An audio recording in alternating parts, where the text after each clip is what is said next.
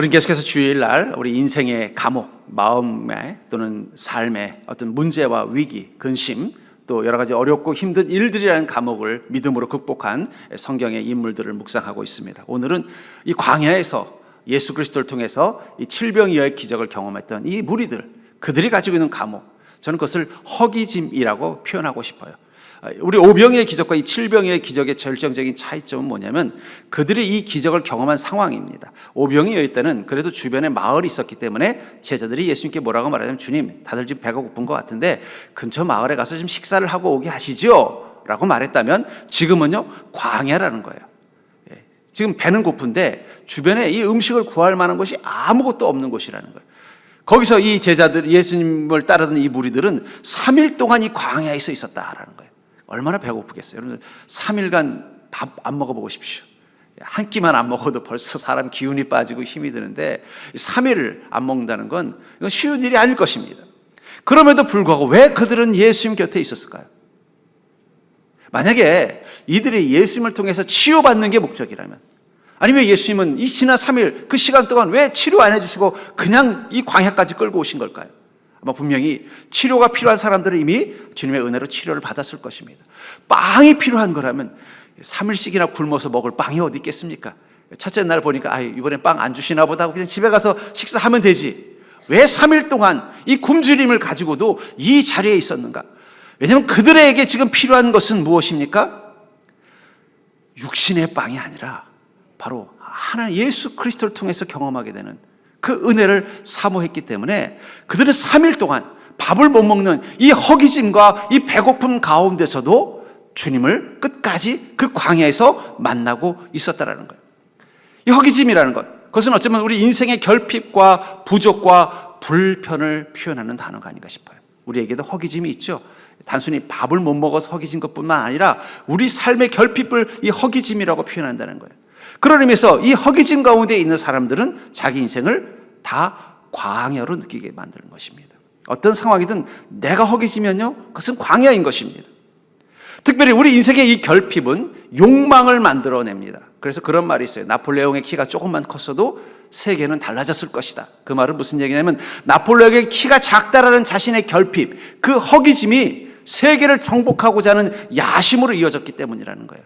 그러지 않았으면 세계 역사가 달라졌을 것이다 하는 그런 어떤 역사학자들의 표현도 있었습니다만, 마찬가지라는 것 같아요. 우리는 우리 인생의 이 허기짐을 가지고 있습니다. 그것이 욕망이 되어서 어떤 행동들을 하게 만드는 경우들이 많다라는 거예요.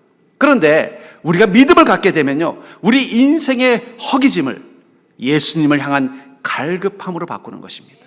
오늘 이 광야에서 3일 동안 예수님 앞에서 배가 고픔에도 불구하고 그 자리를 떠나지 않았던 이 무리들처럼 말입니다. 그들의 허기짐은 단순히 배고픔이 아니었다는 거예요. 어쩌면 이 시간, 3일이라는 이 시간은 이미 병자들은 치료를 다 받았을 것이고 주님의 은혜가 필요했던 사람들은 다 경험했음에도 불구하고 왜 그들은 떠나지 않고 이 광야 옆에서 먹을 것이 떨어진 상황 가운데서도 예수님 곁에 있을 수밖에 없었는가? 그들에게는 지금 허기짐이 아니라 갈급함이 있는 거예요. 어떤 갈급함이요?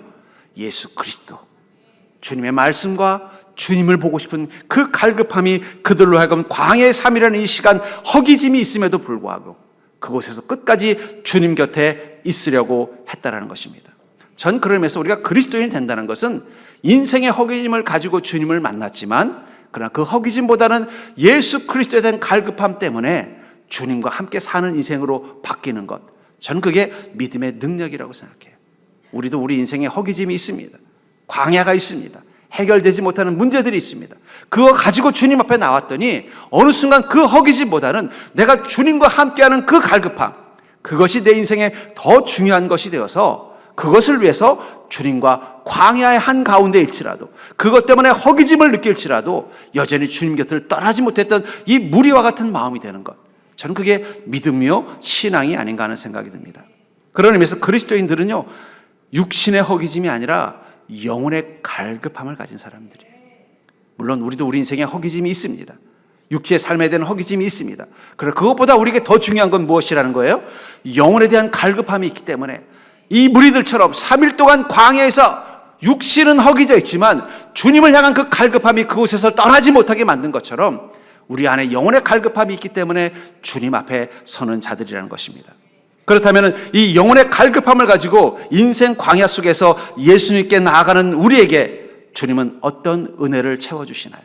저는 오늘 이 질병이의 기적 속에서 이 무리들이 경험한 것은 자신의 영혼의 갈급함을 채우시는 주님의 사랑이었다는 것입니다. 그것은 단순한 빵, 단순한 물고기가 아니라 바로 예수 그리스도의 은혜, 그 영혼까지도 채우시는 그 갈급함을 채우는 은혜였다면 그 은혜는 구체적으로 우리에게 어떤 은혜를 주시냐는 거예요. 먼저 주님의 은혜는 함께 하고픈 갈망 속에 채워진다는 사실을 꼭 기억하시기 바랍니다. 우리가 언제 주님의 은혜를 경험하느냐? 하나님과 함께 하고 싶은 그 갈망을 가지고 있을 때 주님은 그 은혜를 채워주신다라고 말하고 있다는 것입니다. 본문의 32절을 보시면 예수께서 제자들을 불러 이르시되 내가 무리를 불쌍히 여기노라.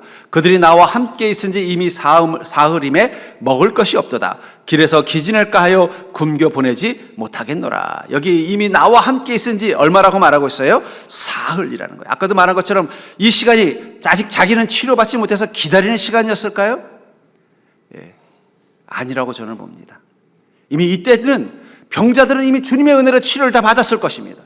회복이 다 됐을 거예요. 그럼에도 불구하고 왜 예수님 곁을 떠나지 않았다는 거예요? 바로 예수님과 주님의 그 말씀에 대한 갈급함이 있었기 때문이라는 거예요.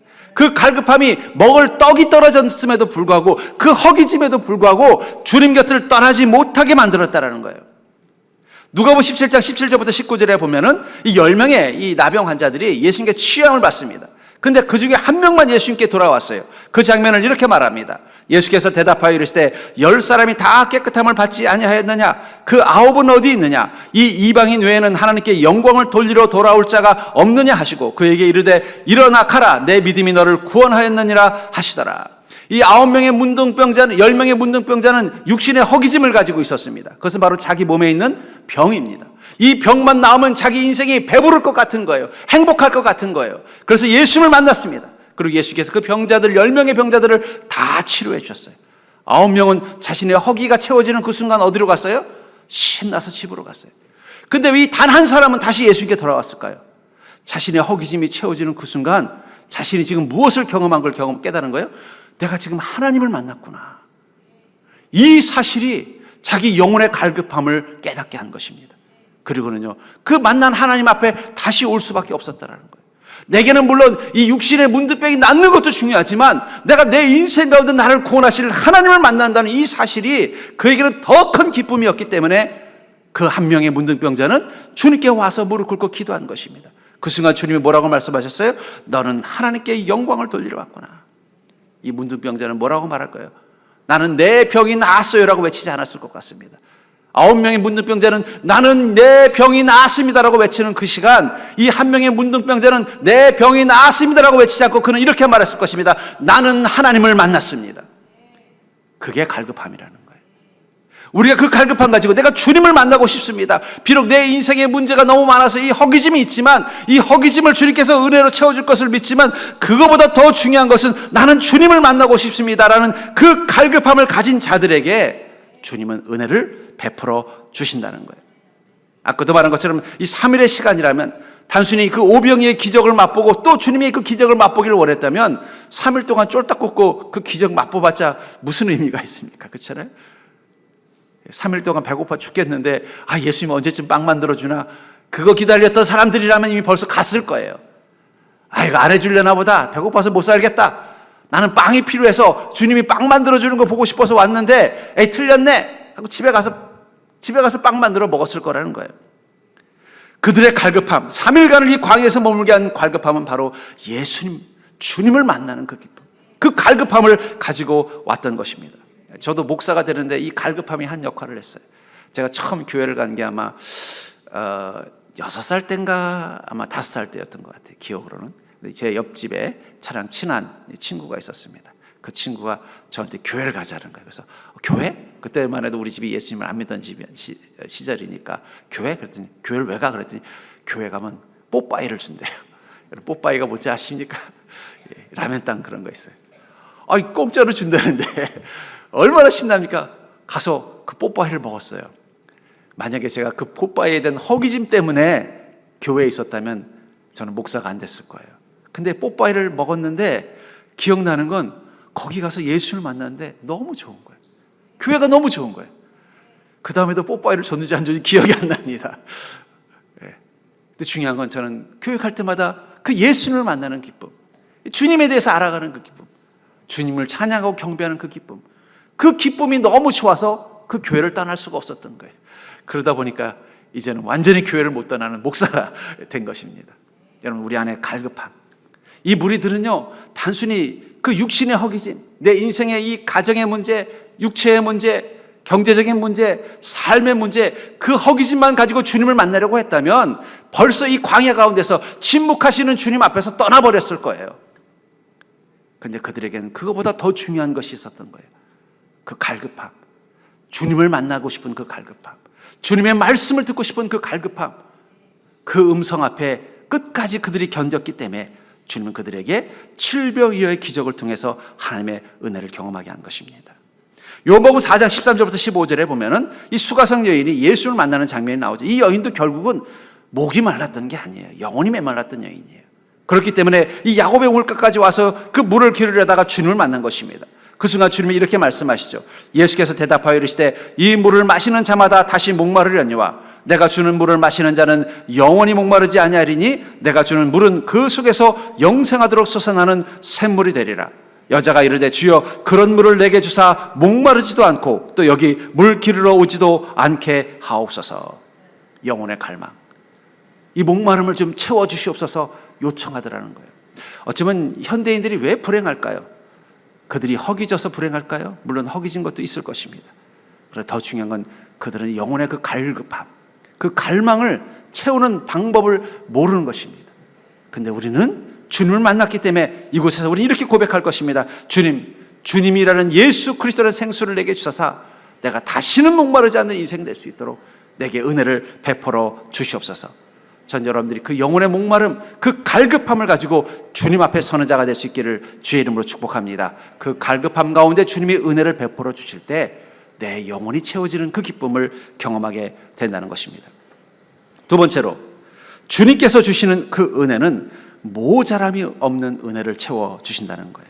우리가 그 갈급함 가지고 예수님 앞에 섰을 때 예수님께서 우리에게 주시는 그 은혜는 모자람이 없는 은혜로 채워주신다는 것입니다. 37절에 보니까 다 배불리 먹고 남은 조각을 17광주리에 차게 거두었으며, 이 주님께서 이 7병의 기적을 일으키셨을 때 이 4,000명이 넘는 이 사람들이 다 먹고도 어떻게 했다는 거예요? 배불리 먹고 남기까지 했다라는 거예요. 근데 여러분, 세상이 주는 것은요 남지 않습니다. 저는 그것을 군대에서 깨달았어요. 이 군대, 제가 다닐 군대 때만 해도, 지금은 안 그럴 것 같습니다만, 이 서열이 엄청 중요합니다. 고참과 이 이등병과 이 격차가 심한 시절에 만약에 그날 점심에 특식이 나온다, 뭐 고기가 나온다 그러면요 벌써 줄이 달라져요. 맨 앞에 누가 서요? 병장들이 쫙 서고, 벌써 오늘 점심 메뉴가 뭐야? 그러면 뭐다? 그러면 고기 나온대. 그러면요 벌써 병장들이 저 식당하러 갈 때 벌써 줄을 어떻게 해요? 이등병은 맨 뒤에 가고 맨 앞엔 병장들이 딱 서는 거예요. 가면 어떻게 해야 돼요? 병장들은 벌써 고기를 퍽퍽 퍼요. 그럼 이등병이 제가 먹을 때는요 고기는 없고 고기 옆에 있는 야채들만 남는 거예요. 한 번은 이제 그런 얘기를 듣고 그 사단장님이 아마 그분이 이제 크리스찬이셨던 것 같아요. 그래서 야, 이게 그러면 되겠냐? 우리 이등병들에게도 이 베풀어야지 하면서 이제 한 번은 이제 부대를 방문하신 거예요. 그러면서 이제 이등병부터 먼저 식사하게 해라. 내가 맨 마지막에 식사할게. 이렇게 한 거예요. 또 그날따라 또 사단장님이 왔으니까 어떻게 했어요? 그냥 식당에서 그냥 막 음식을 또 양도 더 많이, 왜냐면 사단장님이 제일 마지막에 드시니까 고기를 제일 좋은 걸 또 그냥 가져다가 그것도 평소보다 훨씬 양을 많이 했어요. 왜냐면 사단장님이 맨 마지막에 드신다고 하니까. 그래가지고 이등병부터, 제가 그날 얼마나 많이 먹었는지 몰라요. 평소 때보다 양도 2배로 늘렸고요. 먹는 것도 이등병부터 먼저 먹게 했어요. 그러면 사단장님은 고기를 드셨을까요? 못 드셨을까요? 못 드셨어요. 양을 2배로 했는데도 사단장님이 차례가 되니까 고기가 하나도 없는 거예요. 이상하지 않습니까? 아니, 양을 2배로 늘렸는데 왜 부족한 거예요? 처음에는 제가 이등병, 처음에 제가 먹을 때는 맨날 이게 무슨 고기를 이렇게 부족하게 해가지고 그냥 나한테까지 차례가 안 오네. 이등병들은 불평했잖아요. 그날따라 사장님이 오셔서 식사를 같이 하신다 그러고 이등병부터 먼저 먹게 하라고 명령했다는 얘기를 듣고서 벌써 중대장님이랑 막 대대장님이 비상 걸려가지고 어떻게 해요?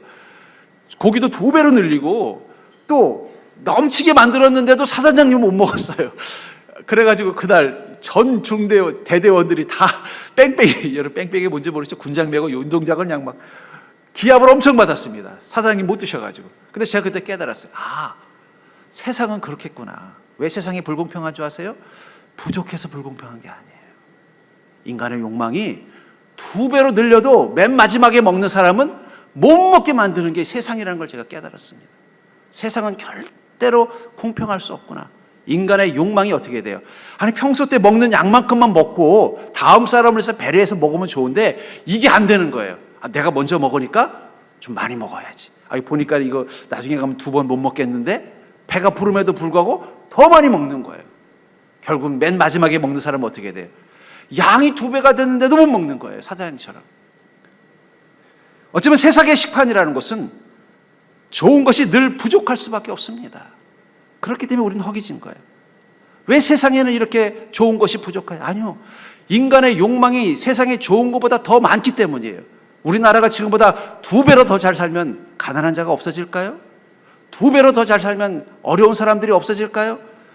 2배로 더 많아지면 욕망은 4배로 더 커질 거예요. 여전히 사장님은 못 먹습니다. 돌아와서 다시 또 원위치가 돼서 여전히 이등병은 어떻게 돼요? 못 먹는 거예요. 고깃국 나와도 고기는 못 먹고 돼지가 장화 신고 간 국물만 먹고 가는 거예요. 그러니까 속으로 그러죠. 나도 빨리 이등병 벗어나서 나도 병장 돼봐야지. 세상의 그 불공평의 근원은 뭐예요? 늘 그 욕망이 우리로 하여금 부족하게 만든다는 거예요. 허기지게 만든다는 거예요. 어쩌면 우리 인생의 허기짐은요, 나만 뭔가 불행해서가 아니라 이 세상이 그 죄와 타락으로 인해서 망가져버린 곳이기 때문에 결국 그 속에서 내 식판에는 채워지지 않는 것을 경험하는 것. 그게 허기짐이라는 거예요.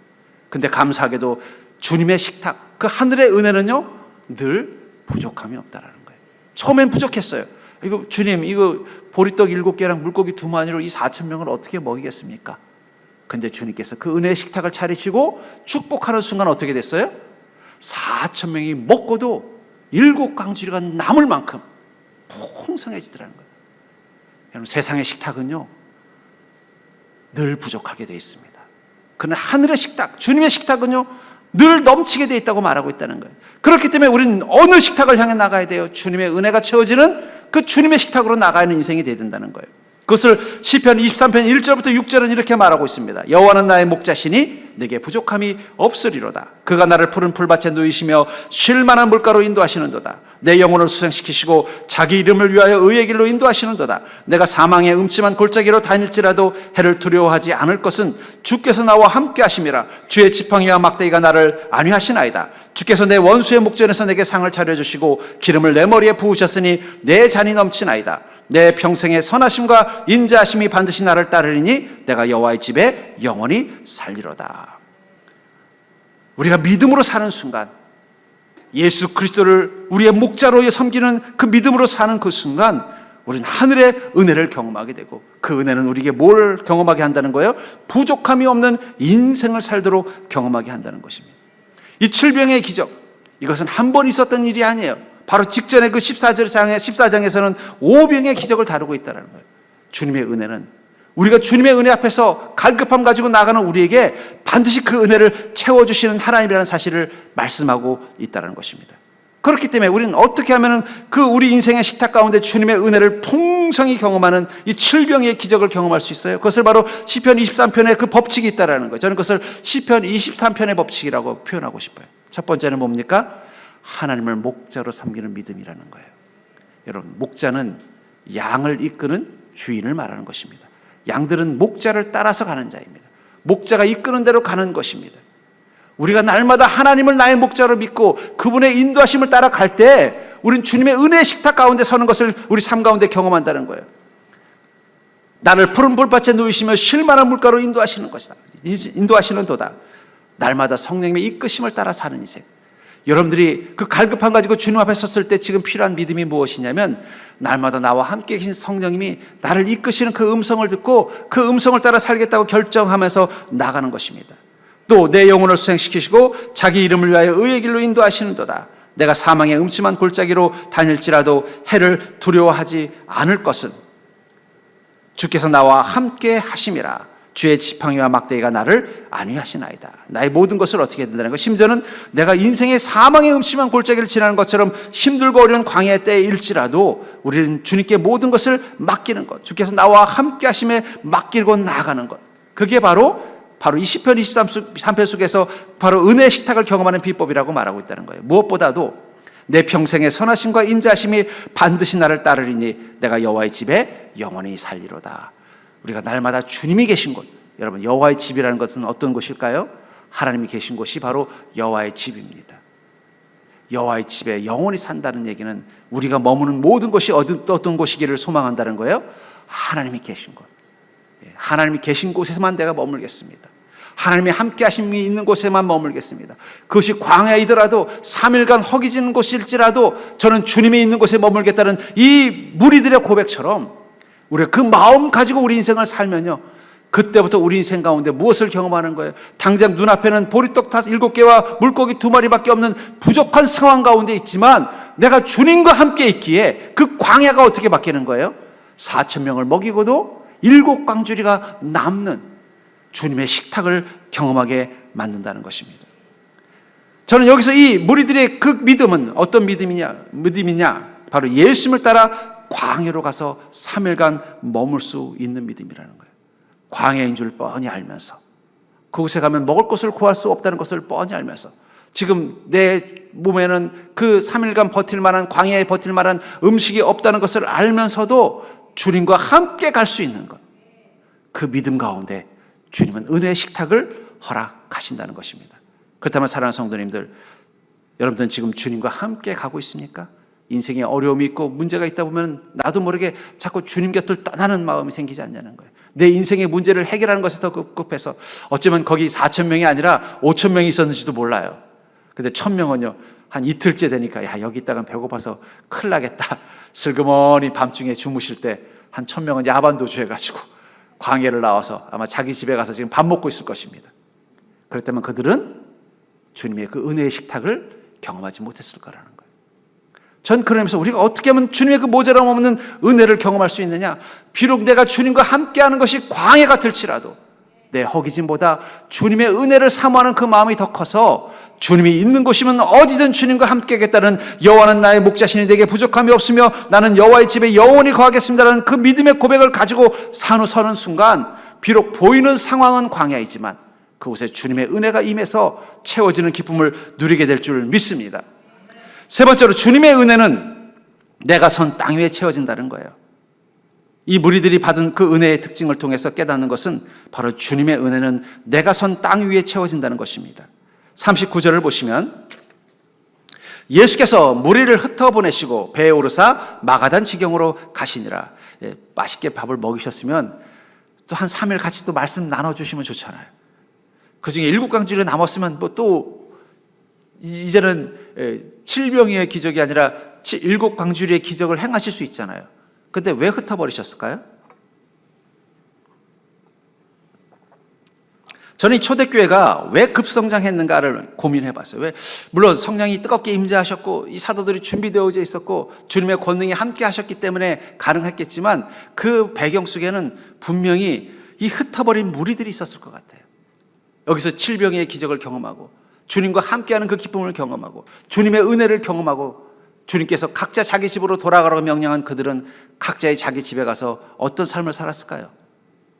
여전히 주님의 은혜에 대한 갈급함을 가지고 살았을 것입니다.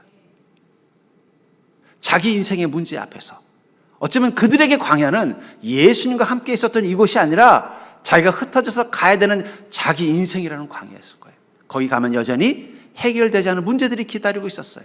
여전히 가정의 문제가 있고 여전히 생활의 문제가 있고 여전히 육신의 문제가 있고 여전히 삶의 근심이 있는 그곳을 향해 주님이 흩어버리셨을 때 그들은 그곳이 광야일 것입니다. 그리고 그 광야에서 그들은 어떤 마음이었을까요? 주님, 차라리 주님과 함께 있었던 그 광야가 나에게는 가장 아름다운 천국이었습니다. 근데 저는 또 제 인생의 삶의 문제라는 이 광야로 주님이 흩어버리셔서 보내셨네요. 근데 그때 그들은 그곳에서 무엇을 경험합니까? 주님이 함께 계심을 경험한 거예요. 그게 바로 성령의 임재입니다. 예수님께서 이 땅 가운데 계실 때 우리가 주님을 만나려면은 그곳이 어떤 곳이든 주님을 만나러 가야만 했어요. 그게 광야여도, 그게 골고다 언덕이어도, 그것이 갈릴리 호수 한가운데라도 주님이 계신 곳에 가야만 우리는 하나님을 만날 수 있었습니다. 그러나 성령 시대의 특징은 뭔지 아세요? 바로 우리 인생의 광야 가운데 주님이 오신다는 것입니다. 이들을 주님께서 흩으신 게 아니에요. 너희는 너희들의 광야에서 나를 기다리라는 것입니다. 그리고 그들은 자신의 광야에서 성령 하나님을 만난 것입니다.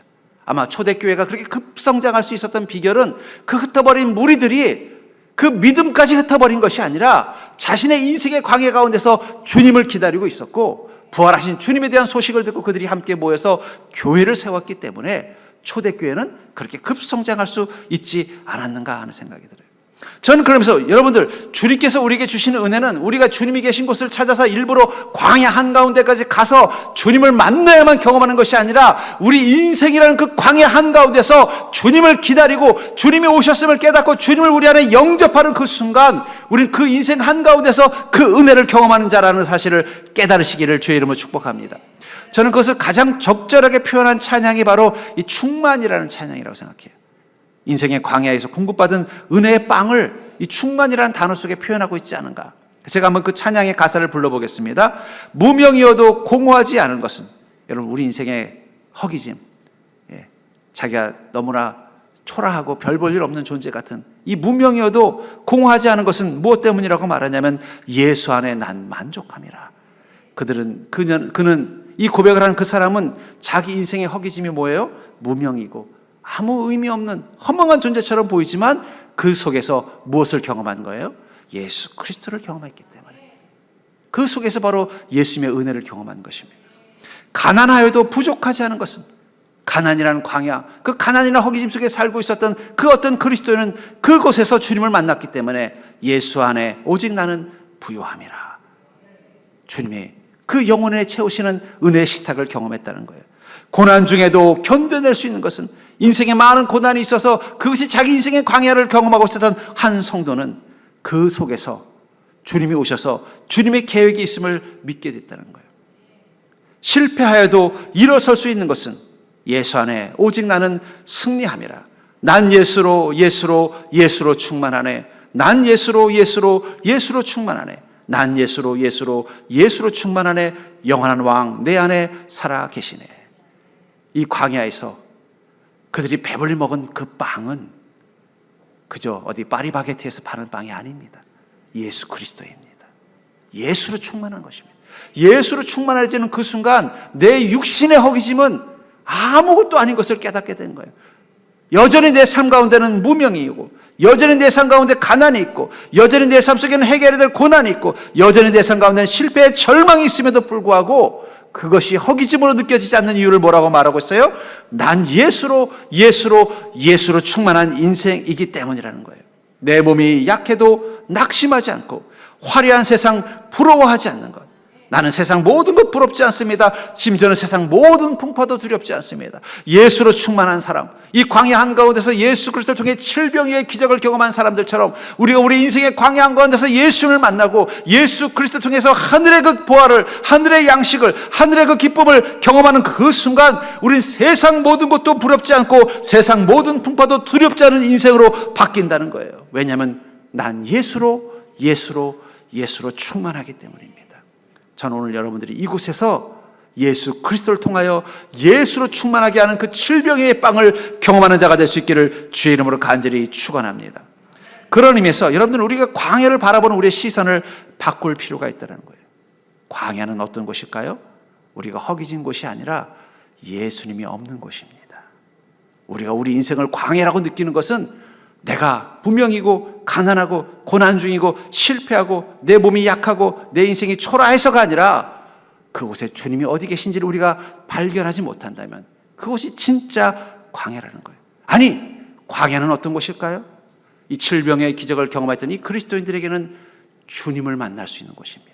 우리 인생의 광야, 주님이 우리를 향하여 오고 계시는 시간이라는 것입니다.